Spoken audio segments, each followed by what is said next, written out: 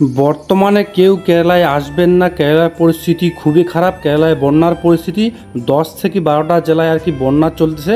আমাদের আশেপাশের গ্রামগুলো সব ডুবে গেছে, শহরও ডুবে গেছে। আর আমরা যে কবে ডুবে যাবো আমরা নিজেও জানি না, অনেক ভয়ের মধ্যে আছি আমরা। হ্যালো বন্ধুরা, গুড মর্নিং। এখন বাজে সকাল 8:30টার মতো। এখন আমরা যাচ্ছি চা খাওয়ার জন্য।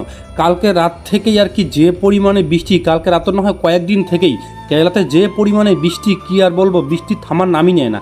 একটু যদি কমেছে তার কিছুক্ষণ পরে আবার বৃষ্টি চালু হচ্ছে। যাই হোক, এখন যাচ্ছি আমরা চা খাওয়ার জন্য। আর বর্তমানে তো কাজকর্ম টোটাল কেরালাতে বন্ধ হয়ে আছে, কোনো কাজকর্ম চলতেছে না। সে তোমরা রাজমিস্ত্রির কাজ বলো, যে কোনো কাজ বলো, বর্তমানে সব কাজে কিন্তু প্রায় বন্ধই হয়ে আছে।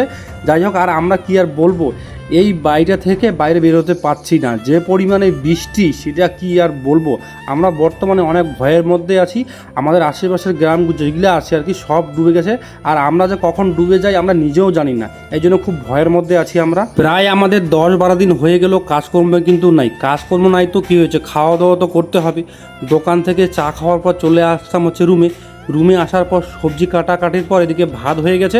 এখন আমি সবজি রান্না করতেছি। যাই হোক, রান্না বান্না হয়ে গেছে কমপ্লিট। আমরা 2টা লোক আছি, 2টা লোকের রান্না বান্না করতে কি সময় লাগে। এখন আমরা খাওয়া দাওয়া করব। আর আজকে সবজি রান্না করছি আলু, ভেন্ডি, তারপর ফুলকপি দিয়ে একটা খোসা সবজি রান্না করেছি। আর কি আর বলবো ভাই, বর্তমানে কেরালায় প্রচণ্ড বৃষ্টি থামার নামই নেয় না। একটু যদি বৃষ্টি কমে তার কিছুক্ষণ পরে আবার মুষলধারা বৃষ্টি চালু হয়ে যায়। বর্তমানে আমরা খুব ভয়ে আছি। তোমরা কেউ বর্তমানে কেরালায় আসবে না।